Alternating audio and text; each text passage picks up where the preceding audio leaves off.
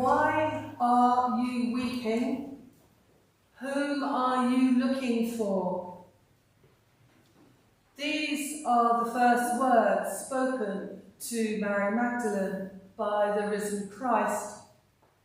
It's dawn, not yet light, and she's come to Jesus' tomb in her sadness and in her loss. Mary has been one of his most devoted disciples. When others had fled, she stood alongside him as he was crucified. Why are you weeping? Whom are you looking for? These are questions that we might be asking ourselves today. Why am I weeping? Whom am I looking for? It seems to me that many of us are weeping.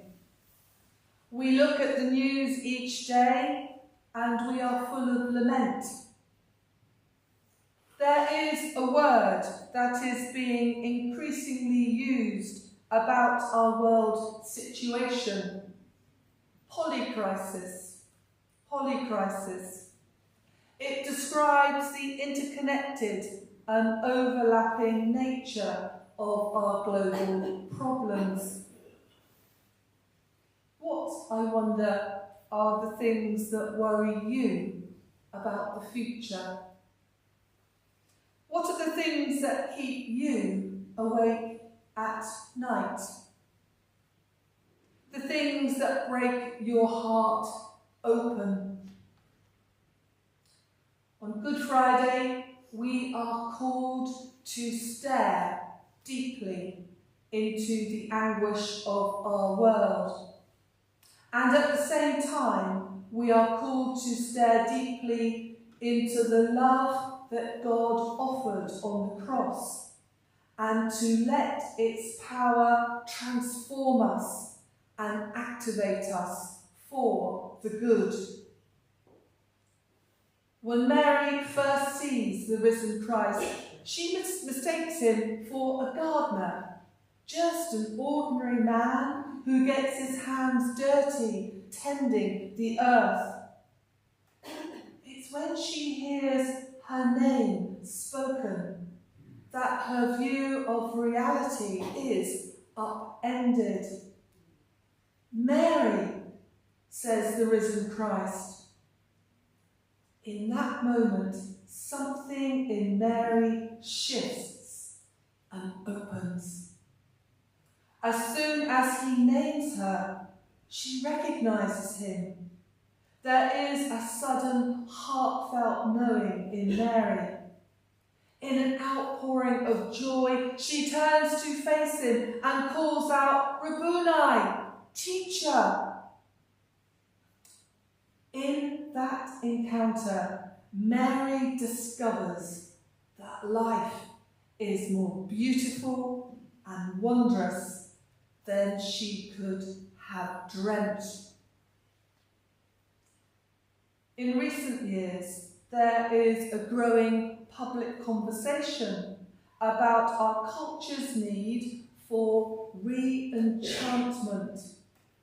For us, like Mary Magdalene in the Easter garden, to recognise that life is more wondrous than we thought. To recognise that miracles are possible, and indeed they happen all the time. It is a miracle just to be alive, to be here now in this church, drawing breath. In the words from a poem by a wonderful poet called Mary Oliver, it is a serious thing just to be alive on this fresh morning in the broken world. We don't have to shoot into space in a billionaire's rocket, like the pop star Katy Perry did last week. To know, to paraphrase her words upon landing, to know we are super connected to life and so connected to love. It is enough, it's enough just to look around us, at each other, and of the beauty of the earth, and to open ourselves up in amazement. Just let it sink in. God brought this universe into being out of nothing. The notion of re-enchantment has become a topical concept across different fields of study, with books, podcasts, articles, and academic debate on the subject. And there was even a double-page spread recently in the Church Times newspaper called Re-enchantment in a Modern World. The argument, in a nutshell, is that since the Enlightenment in the West, we have increasingly become ruled by what is called scientific materialism, a narrow way of knowing. Rational thinking has come to dominate at the expense of a more intuitive and imaginative way of perceiving the world. It heralded in a secular age where the atheist voice was shrill. But such a worldview is no longer serving us. Yes, it has brought technological advance, but it has also left nature as a mere resource. It has reduced the divine to superstition. It has rendered reality into soulless matter and left us without meaning and without purpose. Many are hungry and yearning for enchantment with life again. Why are you weeping? For whom are you looking? Today, on Easter Sunday, 2025, we celebrate enchantment. We celebrate that there is more to life than we can see and measure. We look again at the world as Mary turned and looked again at the man she had thought to be just a gardener. The invitation to each one of us here this morning on Easter Sunday is to make that same journey. We too are called to turn and gaze on the world with new eyes, to see the universe as throbbing with mystery, love, and aliveness. Christ gives Mary the sacred responsibility to share this good news with the other disciples. It is what makes her the apostle to the apostles. She is to announce, I have seen the Lord.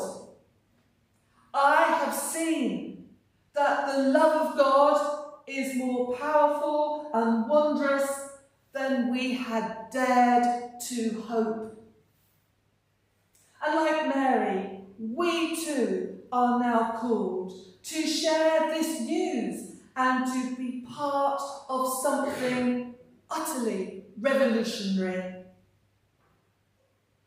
In the midst of a polycrisis, where there is growing darkness and despair, and many are weeping and looking, We are called to be part of an Easter uprising of hope and of light. We are called to be part of an uprising armed with love, not hate, generosity, not greed, an uprising of spiritual wisdom and courage, and an uprising with a renewed enchantment with the world, because in Christ we see what is possible, and that love is stronger than death. So let's tell the others. Let's tell the others. The Lord is risen. He is risen indeed. Alleluia.